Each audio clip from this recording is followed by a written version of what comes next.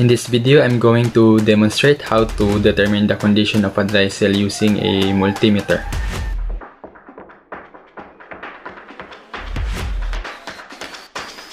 Here I have a 1.5 volts battery.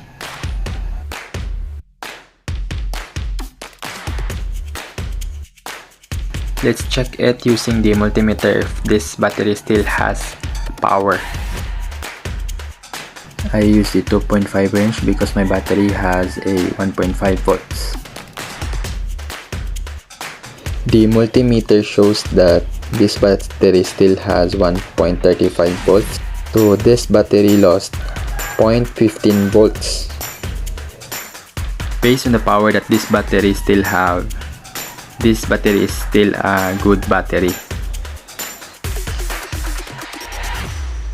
We can also determine if a battery is still a good battery by visual inspection. For us to determine if a battery is still a good battery, we should make sure the battery does not have loose post and the case is not cracked, bulging, or showing signs of leaking fluid. Make sure the battery surface is free of dirt and moisture. Make sure the battery connections are clean and corrosion free. Based on visual inspection, this battery is still a good battery.